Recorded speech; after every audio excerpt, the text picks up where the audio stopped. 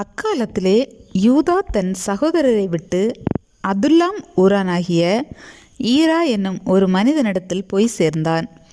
அங்கே யூதா சூவா என்னும் பேருள்ள ஒரு கானானியனுடைய குமாரத்தியை கண்டு அவளை விவாகம் பண்ணி அவளோடே சேர்ந்தான். அவள் கர்ப்பவதியாகி ஒரு குமாரனை பெற்றாள். அவனுக்கு ஏர் என்று பெயரிட்டான். அவள் மறுபடியும் கர்ப்பவதியாகி ஒரு குமாரனை பெற்று அவனுக்கு ஓனான் என்று பெயரிட்டாள்.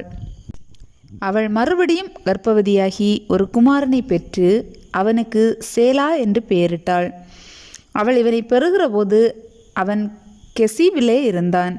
யூதா தன் மூத்த மகனாகிய ஏர் என்பவனுக்கு தாமார் என்னும் பேருள்ள ஒரு பெண்ணை கொண்டான். யூதாவின் மூத்த மகனாகிய ஏர் என்பவன் கர்த்தரின் பார்வைக்கு பொல்லாதவனாய் இருந்ததினால் கர்த்தர் அவனை அழித்து போட்டார். அப்பொழுது யூதா ஓனானை நோக்கி, நீ உன் தமையன் மனைவியை சேர்ந்து அவளை மைத்துன சுதந்திரமாய் படைத்து உன் தமையனுக்கு சந்ததியை உண்டாக்கு என்றான்.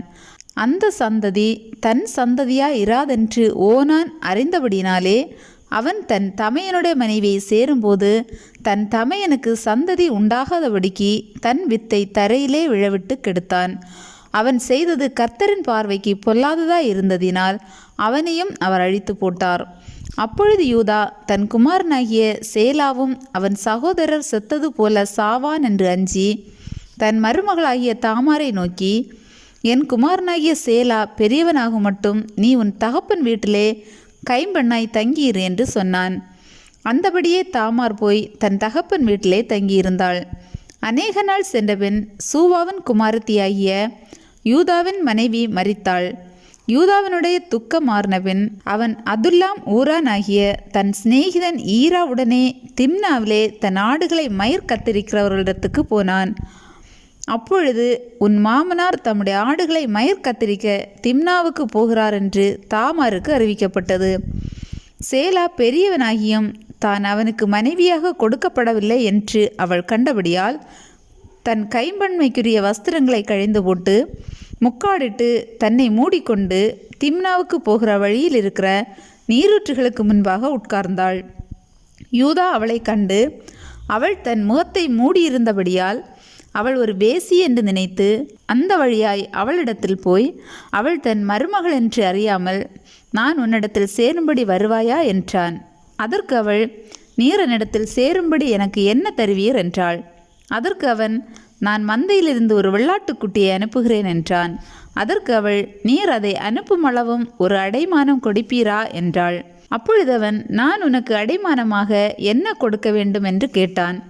அதற்கு அவள், உம்முடைய முத்திரை மோதிரமும் உம்முடைய ஆரமும் உம்முடைய கைக்கோலும் கொடுக்க வேண்டும் என்றாள்.